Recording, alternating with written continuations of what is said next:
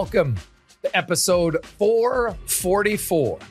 The gold medal edition of the DFO Rundown is always brought to you by Bet365. It's never ordinary at Bet365. Get in the game. You think Canada's winning? You think USA's winning? By how much? We'll have all the odds at Bet365. I am Jason Gregor alongside Mike Rupp. We got a Canadian, we got an American, and it's fitting Rupper. We got the gold medal game on Sunday. It's the one everybody wanted, and now it's upon us as Canada defeats Finland, has to come from behind 3-2. USA kind of walks their way in with a convincing victory over Slovakia, and it seemed like the slipper finally didn't fit for the Cinderella story for Slovakia. So let's start with that game. Never really in doubt that USA was better, and Slovakia just they didn't have the magic that they had earlier in this year. I think their lack of depth was apparent. Yeah. Oh, absolutely. And it's not meant to discredit them. It's more of like what a special run it was that they were on during these Olympics, because when you're watching the game, they just don't have a roster that can compete with the high-end teams, but they have. So that gives you I want to give them a ton of credit through this, but I think they just kind of ran out of gas. And you could see that just as far as the control of play, the zone time, all that stuff was going pretty heavily in the favor of Team USA. So, man, what a great tournament. I mean, you still got that opportunity for the bronze. And that's what's huge is these two games, the amount of, disappointment they have, and you got to pick yourself up, dust yourself off, because the next big thing is you don't want to leave this tournament with nothing. So you got an opportunity to win a bronze medal, but great tournament for Slovakia. Slavkovsky continued to be productive for them, their best player, but Team USA, things are starting to click for them right now. Yeah, it's interesting that they definitely played very well, and then you'll be like, yeah, but it is Slovakia who, coming into the tournament, a lot of people didn't really have them as a team that would be in the Final Four. So, the good news is if you're a Montreal fan, you really liked how Slavkovsky played. If you're a Sharks fan, you're like, man, young Regina just continued to score like it has been for the Sharks, and they got some young guys there. That Celebrini kid's not bad either. For Team Canada. So, I look at the U.S., like the concern is Tage Thompson's health, right? I think there's no reason to bring him back for the third period, even if it's a slight thing.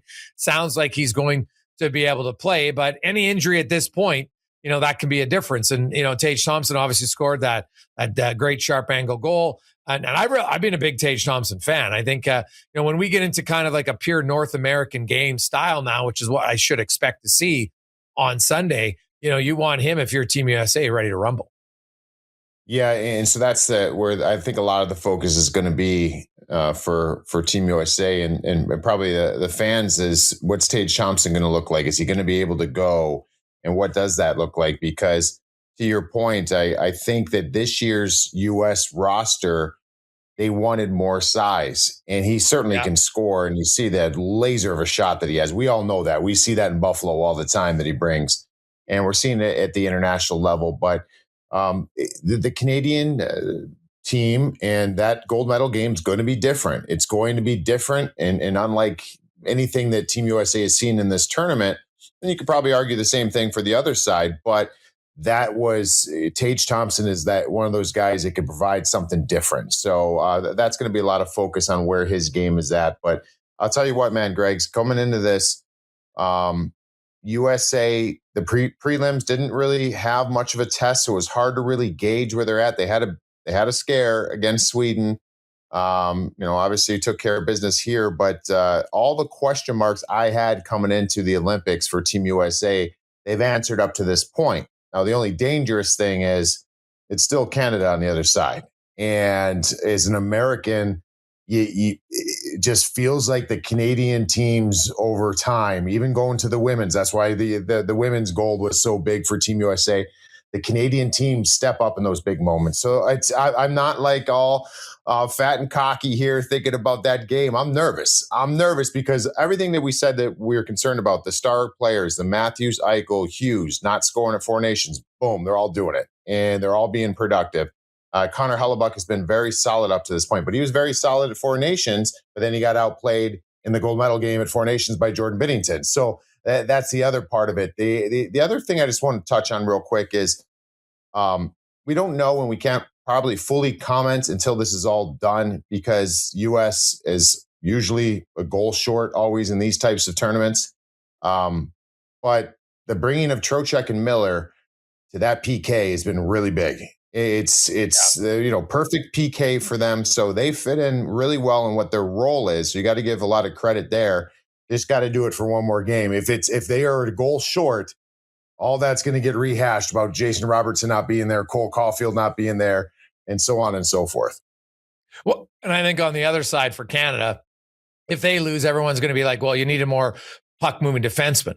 Right. And the thing is, it's a one gamer, right? You get into one game and, lots of things can happen. Canada's power play is very good. The U.S. is going to have to be disciplined, but the U.S. power play is really good too. So Canada, I think, is going to have to be disciplined in this game. And, both teams have been pretty disciplined overall in the tournament. One last one on the U.S. is you look at Jacob Slavin. His numbers, he hasn't played a ton really yet, but, Jacob Slavin is their best peer defender. I don't think there's much debate about that. The McDavid, Celebrini, McKinnon line, they're riding them a lot. Do you expect to see Jacob Slavin's numbers increase significantly? And if they do, it means that maybe a little bit of less of Hughes and a little bit less of Werenski. How do you think they slide in Slavin if they want to play him more, especially against that McDavid line?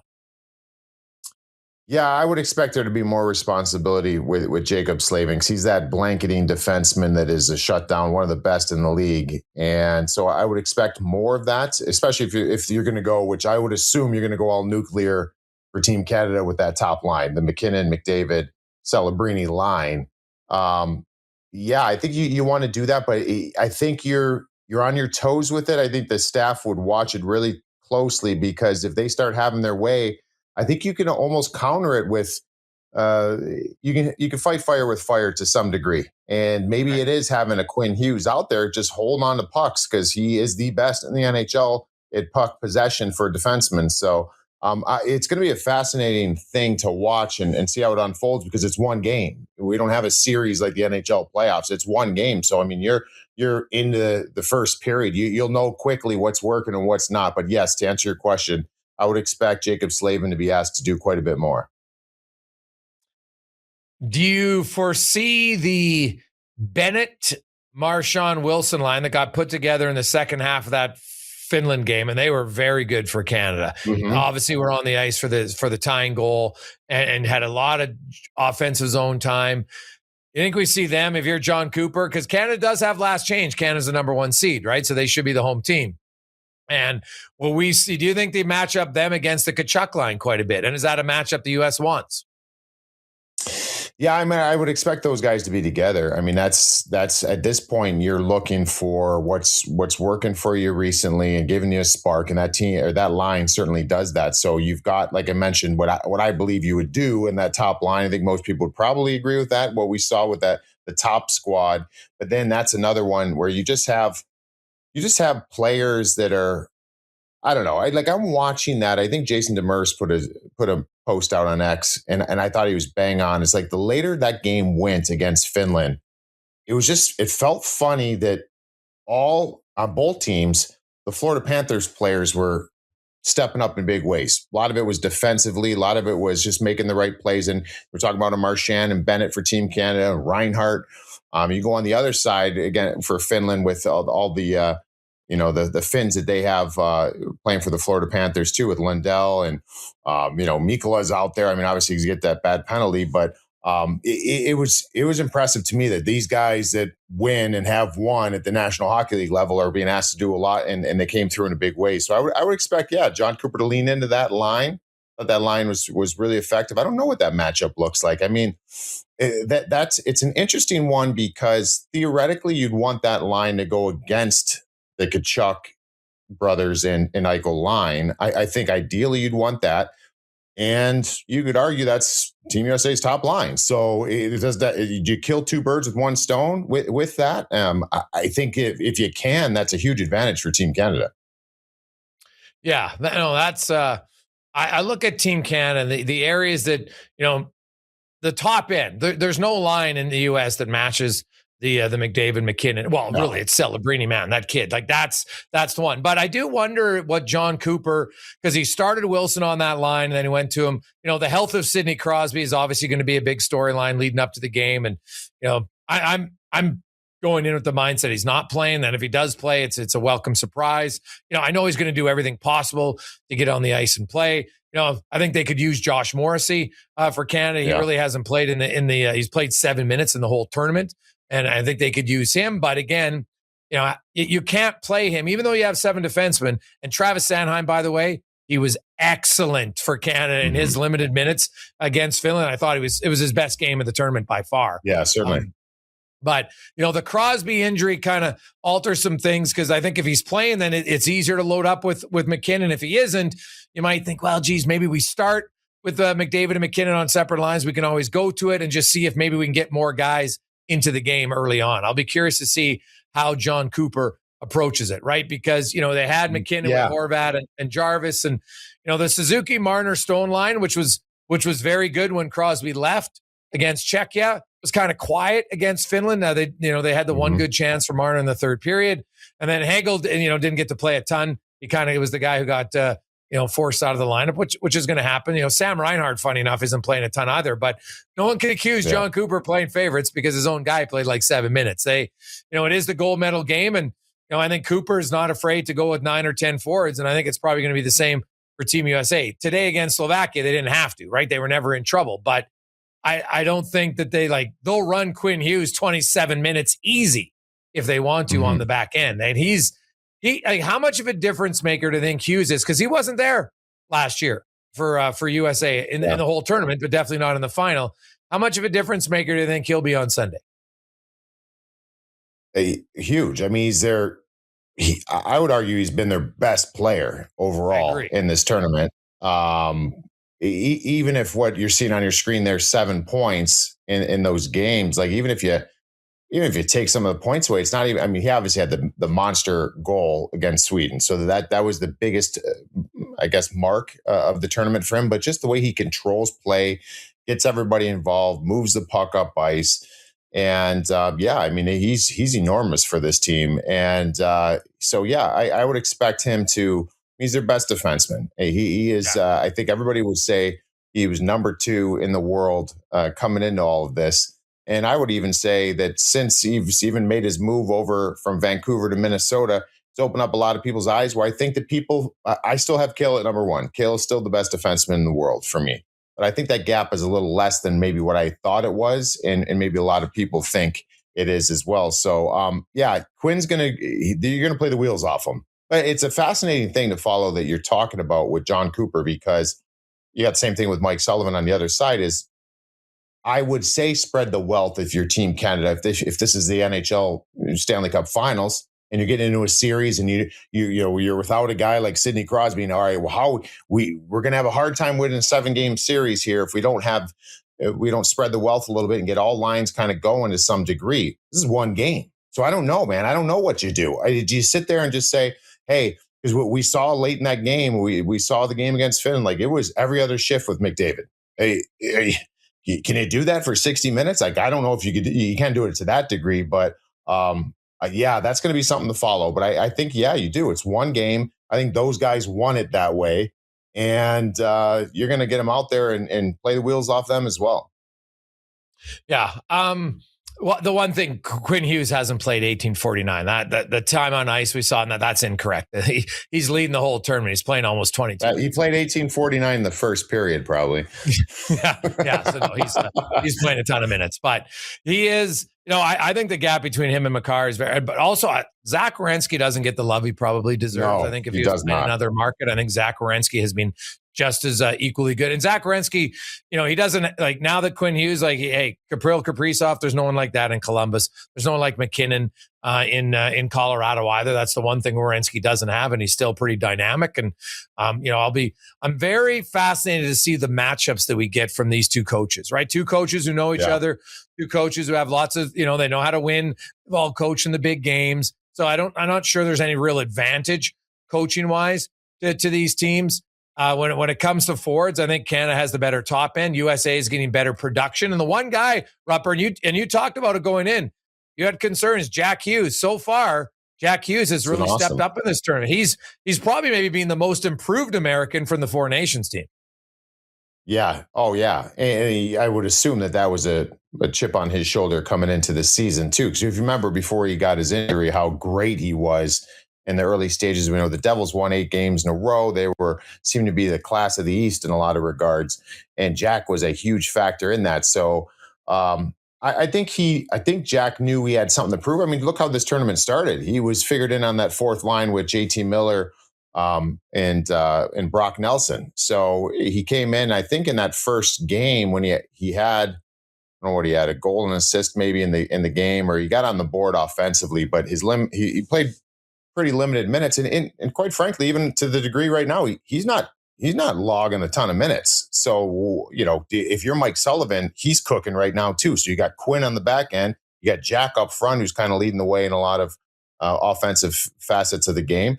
Do you find a way? Do you have to find a way to get him more ice time? I mean, but the other part of it is too. I said this before, and I want to say it again. Canada's different.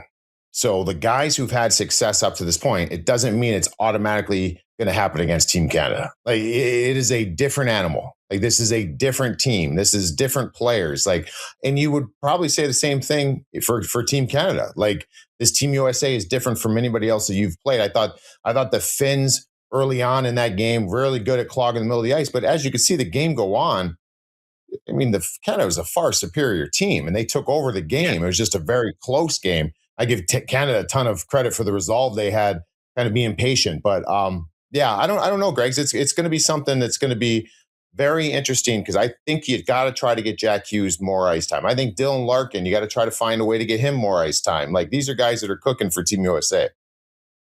Yeah, you mentioned Finland. I was stunned. I thought their game plan was awful. They got up 2-0 and basically just said, we're going to sit back. You can't sit back for 40 minutes, Rupper. It was frankly embarrassing. I'm like, what are they waiting for? Like, at some point as a coach, you got to look there and say, guys, we got to attack.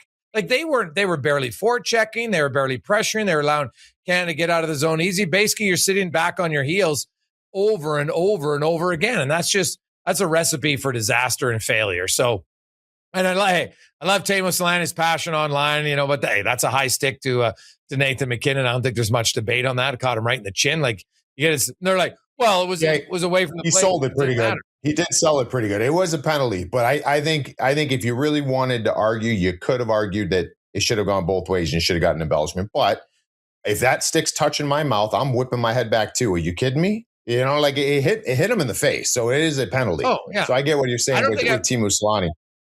Yeah. I don't know if I've ever seen a guy, though, get embellishment for taking a stick in the face. No, that's true. But I know it's insult to injury, though, with that, too. And we see it all the time. It's not really that big of a deal. But the guy who some would revere is maybe leaning into the call a little bit, Nathan MacKinnon's the guy who gets the winner, too. So he's right back out there on the power play. But that's hockey. That's hockey. This is nothing different than what happens all the time. And again, I will say it in every single player. Greg's, if you're in that position, you would do the exact same thing. If your stick's going to hit me in the face, I'm going to make sure I put my hand on my face or put my head back. Like, that's how the game is played. And, yeah. I mean, but Finland didn't do themselves any favors just because they were just in absolute hang-on mode from the first period on. Yeah, it was Canada had 31 shots in the last 2 periods. Right? Like, it was 31-9 in those 2 periods. Like, I'm sorry, you can't win many games. Hey, UC Saros is good, but eventually the dam's going to break. And I don't that's the one. I think we're going to see a little bit more offense in this game, because I don't think the US is going to sit back if they get a lead. And I don't think Canada would just sit back. Now, maybe for the last third period, I get it, right? You don't, but like, they didn't even try to create offense. And I really think that hurt them, because I think Canada trailing 2-0, if you keep pressing, if you're Finland, I think you might have had a better chance to get odd man rushes, because you knew Canada was going to take chances. Canada didn't have to take any chances, Rupper, because Finland wasn't ever pressuring them, right? They were just like, oh, okay, they had 8 shots in the first period, then they had 9 in the final 40. It just doesn't make much sense to me. Let me ask you this. Let me ask you this real quick. if it's hindsight's 2020, so I'm not gonna beat up on Finland for this, but do you feel like should they have challenged for goaltender interference on Marchand? Like I think NHL standards, you're not going to get that call. But the big X factor in this is these IIHF, like it's different. It's very strict and zero tolerance. So, but I almost, to the degree of what you're saying there, is they were on the run so severely. Would that have been just a Hail Mary attempt for them? Like, how do you think that would have been perceived? Yeah, like you look at the still shots we have here. So Marchand is definitely on him. But then, the thing about Marchand is you see how quickly he rolled and he was off, man. It was like he was on fire. He was up so fast.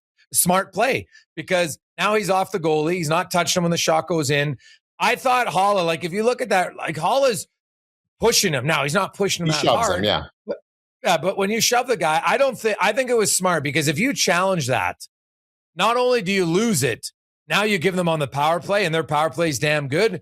I thought it would have been too hard. No. The call on the ice was a goal, and I'm not sure I saw anything conclusive to say it wasn't a goal. Like if they would have called it off on the ice, Canada probably would have challenged because you're down 2-1. Oh, yeah. But if they challenged and it was called off on the ice, it might have been hard to turn it over. You know what I'm saying? So I think that was the right call not to do it, because 100%. I don't think there was anything conclusive to say it was a goalie interference. No. To be clear, that it was the right call. I just think that sometimes I'm looking at the lens of NHL games because that's what we watch all the time. And you just never know the squirrely way of some of these international games and the way they're called. And the rule book is different as far as zero tolerance. So I agree. It was, I know that there was Marty Baron put something out there. I thought it was pretty interesting just to get you thinking. I mean, I think that was the right play. I think the right play was probably not to challenge it, but it was something that came up I saw online. Yeah, no, that's fair. I think you have to look at it. And, some people are like, well, why would they challenge you offside? You had to challenge you offside. It's in the final minute of the game. Yeah. You had to. And it was close, man. Oh, my goodness. You had to watch it numerous times to realize, okay, that wasn't offside. But I could see why they challenged it, because it was tight. It was super close. Want to ask you, Rupper, about Macklin Celebrini. And this kid's 19. I just want to, he's 19. Guy's playing more minutes like he played. Granted, it was only 30 seconds because he gets out there in a few shifts later than McDavid, but he had 8 shots on goal. He leads their country in goals with 5. He's playing on the first line. He's been there with McKinnon. And I said at the start, I'm like, I'm playing Celebrini with McDavid, no question in my mind. I didn't think he would be like this much of an impactful player. Like he's been all over it for Canada. What an experience for a kid who's 19. Like he realistically, Rupper, he could play in 6 Olympics. 19, 23, 27 years of age, 31, 35, Sid's 30. He could play at 39, right? Like he could do it. It's crazy. He is.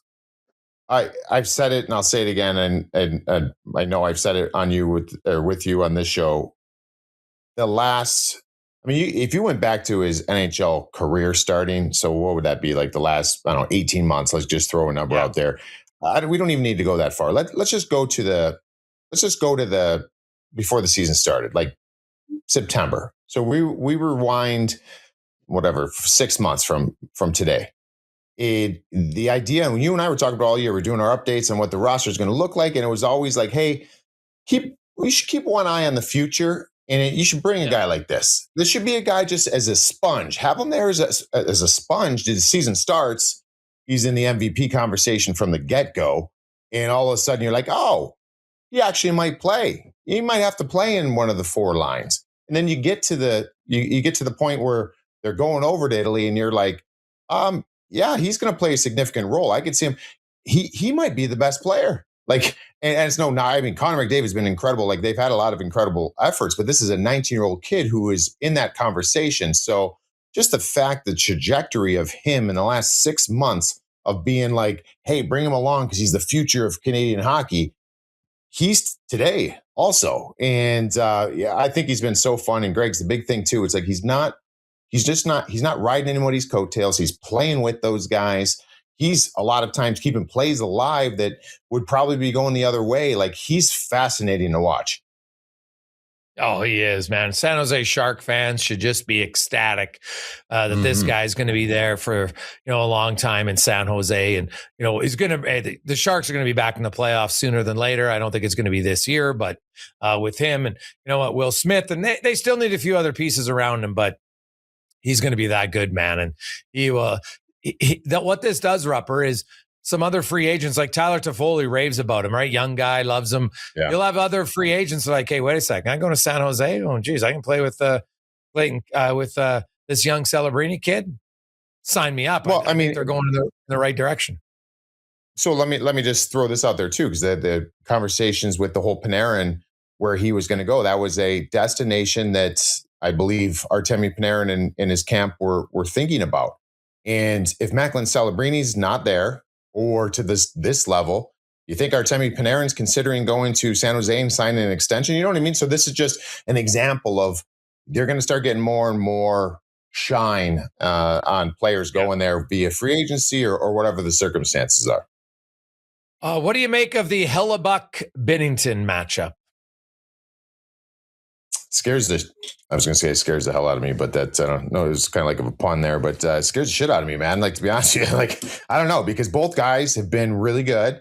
But there's still that thing. Like, it's big game Binnington, we see all the time, has not been good in this season, but it doesn't matter. This is the highest stage of the tournament, gold medal game. I expect Jordan Binnington to be lights out. And then Connor Hellebuyck he's been really, really good. Very solid. Look at those numbers right there. But this is what we saw at Four Nations too. So I guess I don't know. Is this going to repeat itself where he just gets nudged out by Binnington? Like, he was solid, I thought, in the gold medal game as well, Hellebuyck. But it's easy as it is to say. I think it's going to come down to this, like, right? Like, it's going to come down to whatever goaltender plays better. And maybe that's a easy way to say and address every hockey game that's ever been played. But that doesn't always happen. Like, sometimes the better playing goalie's on the losing end. But in this one, I don't feel like that's going to be the case. Like, the whatever goalie outperforms the other, I think is going to win this game. Yeah, I look at it. Binnington's got to be solid. Neither goalie in a game like this, you probably can't allow it a squeaker. That can come back to haunt you. So you don't have to be out of this world. I'm not sure either team. Now, who knows? Maybe both teams are going to give up 30-plus shots. We haven't really seen that yet. So, you just got to be steady for either side. And, I look at – I know I saw some people online like, see, that first Slovakia goal, that's the – but I'm like, dude, it's a 5-0 game. I can't. That's the France goal against Binnington. I'm like, you can't really put much stock into that for me in the third period. You know what does make me nervous, though? What makes me nervous in a game like that is Connor Hellebuyck's not a great puck handler, and Jordan Binnington is. So if you're Canada, like, I don't think you're going into a game like this with the type of talent you have on Team Canada's roster, and you're like, hey, let's dump pucks in. Like, no, you're going to try to make plays, you're trying to score goals. But in situations where you need to make the right play and dump it, put it in a tough spot for him. He has had a few, if I'm to nitpick his game, because he's hitting a 9.42, like, there's nothing, like, this is completely nitpicking because he's been awesome. I don't want to make it sound like he hasn't been. His exchanges with defensemen have been a little rough at times. And so that's an area that is a advantage for Team Canada. So I think that's going to be kind of a game inside the game that I'm going to be watching is how he's handling the puck, how connected he is with his defenseman, because all it takes is one little flub and that have a goal like that go in, and next thing you know, you're chasing the rest of the game. Yeah. Well, I'll say, to me, the other thing for Canada, the McDavid line, they're going to generate, but they need, like, they're not all of your guys, as you mentioned earlier, Upper. They can't all have great games. It's just some guys are going to have quiet games, just don't have a bad game. But, Marner and Suzuki came up big against Czechia. They're going to need some guys like that to come up big against the U.S. So, they got that key goal from the Bennett line from Shea Theodore on the back end. But you know what? Sam Reinhart's been very quiet so far in the tournament. Brandon Hagel, as they're going to, and I think they're playing games kind of, some guys are going, and John Cooper's playing the guys that are going. And, Mark Stone's an emotional player. I think he'll probably be up for it a little bit more. Mitch Marner came up big last year in the gold medal game against Four Nations. So Canada's going to need a few more guys because right now I think the U.S. has a few more guys that have been going, maybe a bit more consistency. Now, again, Slovakia, you can get a lot of confidence because no offense to Slovakia, they're just not Finland, right? Yeah. Like they're just like look at the Slovaks' defense compared to Finland's defense. Like it's night and day. Yeah, no, it's not even close. So but I think that's the one real positive, regardless of who they're playing against.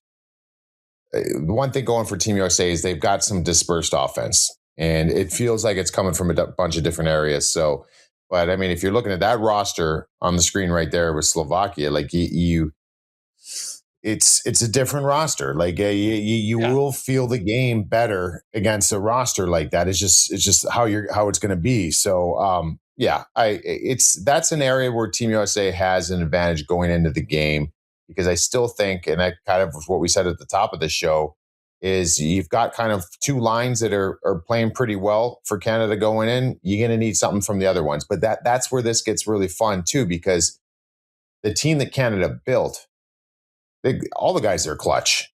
They're not just all, Mitch Marner is the one that you could probably argue in his career, people have said that is not clutch in big moments, more so probably 5-on-5, but he's had some big moments here in the last year for Team Canada. Yeah, Some pretty damn big moments. So then you look at some of the other guys. I mean, whether it says, Sam Bennett or Mark Stone. I mean, Mark Stone just feels like something's going to happen big with him. And so I don't know. These are the slippery games because it's one game. And these are a lot of all these guys on Canada. They're absolute gamers. And that's what kind of makes me a little bit nervous.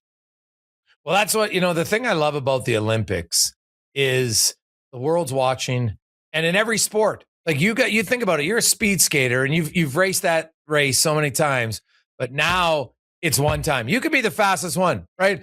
You can be the best figure skater all for the last year. You can be the best curler, the whatever, but now you got to do it. And so, Canada, US, it's going to come down to who's going to do it for one game. And it doesn't mean, this is the better nation. No, it's this team was better for this day. And that's what's going to make it awesome.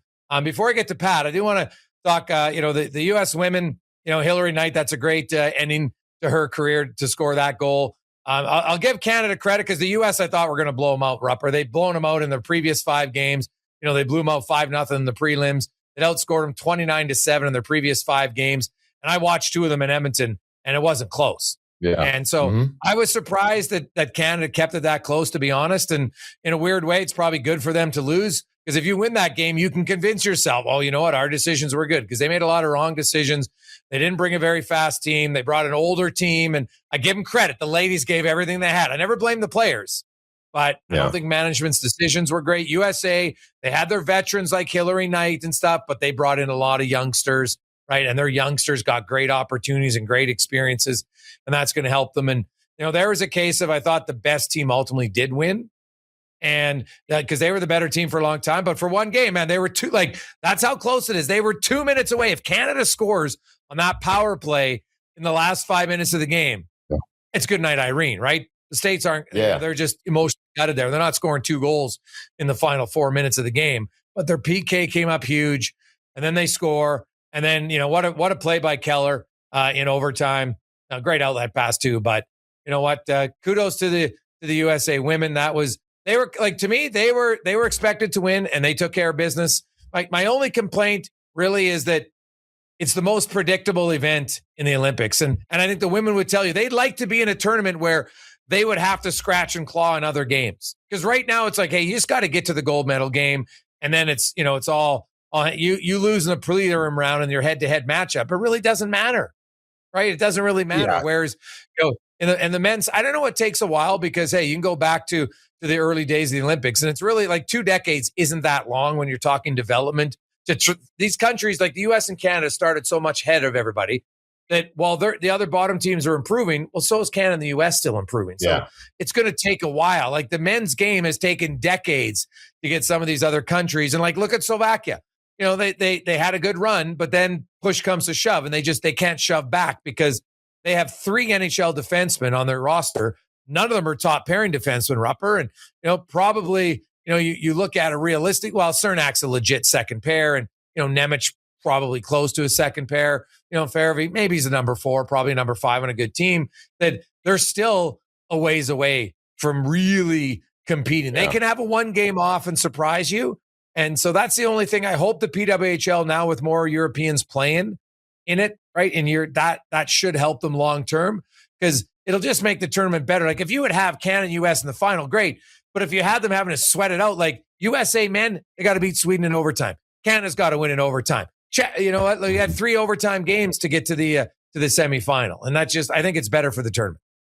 Yeah, and that's why I think that you brought up a great point, because all those other countries in the women's game, you'd have to talk to someone who's involved a little bit more to know each country how much they're coming along. But we've seen in the past, like Finland's always been that third team, and then Czechia was supposed to be coming along, and the Swiss team kind of surprised a lot at this year's games, and they're all getting better incrementally. But so U.S. and Canada are getting even at a quicker clip, so that gap is still widening between the group, it feels like. So, the PWHL is, I think PWHL expansion would help in that regards, because I think getting more Europeans over playing in that, so that the PWHL, I think, is paramount. Like it was put together in a great way to kind of just funnel the women's hockey and get it in a sustainable environment, which was awesome. And that's what the women's game needed. But now I think if you can kind of keep growing it and the health of it and making it bigger, like that's where it's going to improve. Because I was thinking about it after the US Canada game, and I'm not going to speak for the ladies on Team Canada, but like, they're probably disappointed. You're disappointed with the silver, because going into the tournament, that's worst case scenario. You know what I mean? Like, wouldn't it be more like to be in a tournament? Like, it makes you feel bad. Like I don't think they're going to be going around like Team Canada women aren't going to go around being like, yeah, we won silver in 26. Like, no, they're talking about the golds they won. Like there's 2 teams in the race. So I want to see more teams in the race. I want you see the Swiss team, they're all smiles ear to ear, like they're loving it because they got the bronze and they battled to get in that. So yeah, it's something that I'd love to see those other countries get a little more competitive, because we know it's going to be U.S. Canada, and I'm here for it, and I want to see it all the time. But it'd be fun to see just a little bit more pushing from other teams. Well, Canada's they're gonna have to revamp their approach and how they're picking their team, because the U.S. clearly has been the better team now. They've won 6 straight meetings between the 2 teams, and this was the only one that was really close. The other ones were utter domination, 29-7, and so the women definitely full marks for it. Hey, give the Canadian women. I never blame the team for the selection of who's left home. Players that show up, they go. Is it the last Olympics for Poulin, one of the greatest women's players of all time, easily the most clutch player of all time? No, I don't care. No American can debate that. Like she's Captain Clutch on the Canadian women's side. There's no question about it. And Canada's like, you look at Sarah Nurse had 19 points at the Olympics 4 years ago. She had 2 this time. Like they're going to need some more secondary scoring for sure moving forward for them. Let's bring Pat Puff to the pod. Patty, how you doing, my man? Oh, I'm doing so good. I can't complain right now, honestly. We got the game that we were looking for. This tournament's been amazing so far, and I've been on the edge of my seat for a week now, so definitely no complaints from me. I got fill in the blank for you today. It's a presentation of Bet365. Whatever the bet is, it's never ordinary. Bet365. Download the app, get in on the game, use code NATION. Bet365 must be 19 or older. We've talked a lot about the gold medal game, but that's because that's where all the eyes are. My question is the third place game, Slovakia versus Finland. Who are we looking at on the money line? Slovakia is plus 220. Finland is minus 270. And just remember, this game is big too, because yes, you want gold, but one of these teams is going home with nothing. So percent chance Slovakia can pull off an upset in this game, Greggs. I think it's pretty low, man. I'll be honest. They got Finland in the first game of the tournament, and the Finns historically, they know how to show up. I think it's hard to play for a bronze medal after losing it. It's the next day. You got to regroup, and that country historically has done it. You look at the Finns. This is their, that would be their 5th medal if they get the bronze again, right? So they got a silver and 3 bronze. So I'm going to take Finland. I like their defense core way better. I like their goaltending better. And obviously, Slavkovsky and Rantanen probably even each other out. But after that, Finns are just, Duty, I think they're going to be a little pissed off that they blew the 2-0 lead. And I think Slovakia the bubble burst, and it's going to be hard for them to regroup for the next game. Yeah, no, I'm with you on that one. What's interesting is I seeing Eric Halla getting going. I played with him in Minnesota. He's a gamer in these situations, and he kind of can provide a little bit of a burst at different times. So he's one I'm looking for in this game. I know that guy is as prideful as they come. All the Finns are. So I don't know. I'm looking for Halla to keep the hot hand here for Finland and getting on the board offensively. But I think that they take care of business, man. They had a game where they had to, in some regards, play very defensive minded, and they've got more offense to give. And I think you'll see that come out against Slovakia. Yeah, I think that's fair. We'll move on to one of my favorite bets on Bet365, the anytime goal scorer. So let's move to the gold medal game. I'm going to ask you to pick a goal scorer for both Canada and US. We'll start with you, Mike. All right. Well, I think, do I want to go with a layup or something a little more off the board? Let's go. I'll go a layup for one team and then off the board for the other. How about that? Give me Connor, just because I expecting Connor to get on the board and score a goal in this game. That's what he does in the big moments. And we've seen it, I think, just with the big goal he scored at Four Nations. So I'm going to say Connor McDavid. And on the U.S. side, I don't know. I went into this tournament thinking, and he's been good, but I'm still thinking he's going to have a certain moment, and that's Matt Boldy. Matt Boldy, using his body and his frame, and he's one of those guys that kind of can sneak under the radar a little bit with this roster with some of the other players in there. So give me Matt Boldy. Okay, I will. Anytime goal scorer for Canada. Well, I guess the easy one is I got to go with the kid, man. How can I not? He's red hot. He's getting 8 shots a game. So I'll go with Celebrini. And for Team USA, I'm going to roll with a hot hand. I think Jack Hughes is going to continue to play well. So I will say Jack Hughes for Team USA. Just for the podcast listeners, McDavid's plus 160, Celebrini plus 180, and both Boldy and Jack Hughes are plus 450. It's always fun, especially during the Milan Games here, where you can get a guy like Jack Hughes at plus 450. Sure, the competition's tough out there, but I just love the juice on pretty much anybody out there on the ice. You can find a good one. What's the Bennett, Marchand, Wilson line? What are those guys at? Tom Wilson plus 500. Marchand is probably plus 850, and Bennett is plus 850 as well. And yeah, that's a fun line to watch. I don't mind the juice on one. I might change my pick on the juice on that one, man. I need a mulligan on that one. And here's the one I just noticed: Quinn Hughes at plus 850 to score in this game. That's a big one too. Wow. That is fun seeing some of these guys at that, though. You know what I mean? Because so you get some of these players like Jack Hughes. It's going to be hard. You'll never get that juice in an NHL game. No, it's tough. But some of these, you have really good players playing less minutes than they have, so they drive the number up a little bit.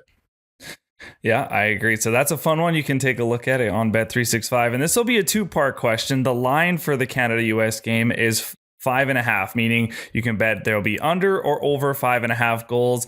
The second half of this question is for the game to go to overtime at plus 320. So fill in the blank. Are you betting under or over, and percent chance you give this game going to overtime, Gregs? Oh gosh. Well, anybody who knows me, I like over, man. I know that the games it's probably going to be under, but I got to go over. I want to see some goals here. I just find it adds to the excitement as a viewer. And as a fan, you're up, you're down, you're up, you're down. Oh my God, it's crazy. So I'm going to say over, and percentage goes to OT. Oh man, we had our string of overtime games, and Canada, they were like 35 seconds away from overtime again today. So it's a pretty good chance. I will say there's a 45% chance. Okay. Yeah, I'll take the under. I don't know. I feel like there's going to be some real hesitation to start this game, just because it's like everybody's been waiting for this so long. It's like nobody's going to want to make the mistake. So maybe it's going to be a slow start offensively to the game. And as percentage wise, I have a good. I don't know what I feel like it's going to go to overtime. I just think that these teams it's going to give us one to talk about for the ages. So give me I'm going to say like 70% this game goes overtime. Oh, that's man. pretty high. Mad, like these two teams, like I think a lot of people forget that 2010 was 4-on-4 overtime. Like when I tell people that, they're like, what? They kind of don't remember that it was 4-on-4 because that was the rule back then. So now it'd be 3-on-3. And, obviously you could go McKinnon, McDavid, Makar. And then USA is like, hello, Quinn Hughes, Jack Eichel, I would think.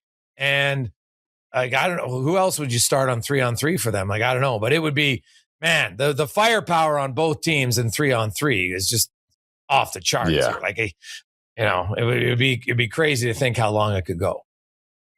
Yeah, it doesn't get much more exciting than 3-on-3 with the best hockey players in the world, US, Canada for gold. So that would be interesting for sure. I'm kind of cheering for that, but I don't know if the adrenaline, I don't know if I could take it. The over at 5.5 is plus 120. The under is minus 140. So the odds think it will be under, but I think it'll be close. We'll see. I'm excited for either way. This is going to be a good Sunday. That's all I have for you on the betting side of the gold medal game for Bet365. All right, Rupper, it should be fun. I know you and I have been talking about this. We've been hoping for this game for a while, and it's going to be a lot of fun. It feels, the rivalry has been heightened. I think kind of as much political as it is on the ice. Obviously, the Americans want to beat the Canadians on the ice, and Canadians want to beat them on the ice. But there's some stuff going off the ice that makes this one, a little bit more juicy for both sides. For sure, probably maybe Canadians and for the off ice a little bit more. And you got some clown trying to claim that he wants takes over your country. I can see why people have their back up a little bit. So people don't like that. People don't like that. People don't like when people say that. I guess. Yeah. No, not really. So I think it's man. I hope it lives up to. I'm with you because I was either like. Yeah. As much as I would like it, that's like this is going to start like the first game. It's not, right? Because if you fight, you're out of the game. No one's doing it early. But I will say this: you get up 1-0, or if somebody gets up 2-0, Rupper, I could see a guy on the team down 0-2, man. Will somebody trying to get a guy in the other team to go to try to fire his team up? Right now, the other guy might not oblige because then he's out of the game. But I don't know if the fighting to get kicked out of the game is that much of a detriment. The longer the game goes, if you feel like it's in the moment and it's the right time, I think we're going to see more scrums than we've seen in this tournament for sure. I think it's, I think both teams will be disciplined, Rupper, but both teams are not going to want to give an inch. And you've played in these games, it better than anyone. Like you stare down a guy, you're like, you don't look away in a scrum. Like it's just, you're so wired at that point. You don't want to give them any inch of them thinking, look, he looked away. He looked down. He looked at his skate laces. They're not into it. We got them, right? Like, so I think I agree with you that it might be a protected start in chances, but I just think the emotion is going to be very high. Yeah. Oh yeah. Big time. And so you wonder which both teams have guys who ride emotions very high. And so this is the tricky part. And I've certainly never played in the Olympics, but playing in the Stanley Cup finals and playing in the Stanley Cup playoffs in my career, this is where it gets tough as a pro, is you're going to be asked in this moment to bring an emotional high that you maybe never have gotten to before, but at the same time, make the best decisions that you possibly can make. And we all know in life, when you're very emotional, sometimes you don't make the best decisions. So like you take one bad penalty, like we can even go back, Sam Bennett's penalty against Finland, not a good penalty. Like it was not a good penalty to take. But you can look on the flip side, I could totally see Brady Tkachuk he's so emotional, getting away from him a little bit and taking a penalty. Like you can't do it in these games. So it's like those guys are so important emotionally to their team, and they're going to be out there in certain situations, but you also have to be very, very smart. It's this very fine line, and a lot of discipline comes into play. Yeah, it's gonna be awesome. We will see. I got a 4-3 game. Sounds like you got a 3-2 game going. It should be electric, man. Enjoy it, everybody. Be safe. Get up early. Get some sleep. I know the young listeners probably just staying up all night, depending on where you're at. Especially for the Pacific Coasters, man. That's a 5:00 start. That's pretty early. Yeah. All those in the East Coast whining. It's 8 a.m. Zip your trap. You have zero to complain about. 8 a.m. That's like you kidding me? That's the easiest time ever. That's like perfect to get up to watch. So It's going to be awesome, 100%. and we'll break it all down on the rundown on Sunday after the pod. So, Rupper, have a great one, buddy. We will enjoy the games, and we'll talk to you next week. Awesome. Enjoy, buddy. There you go. That's the rundown brought to you by Bet365. Hey, hockey fans, if you enjoyed that video, then make sure you hit the subscribe button right here on the Daily Faceoff YouTube. We have you covered for everything you need. Exclusive interviews on The Sheet with Jeff Merrick, all the latest hockey news on Daily Faceoff Live, and you can always get your morning started with Johnny Lazarus and Colby Cohn on Morning Cup of Hockey. Don't miss a minute. Hit that subscribe button.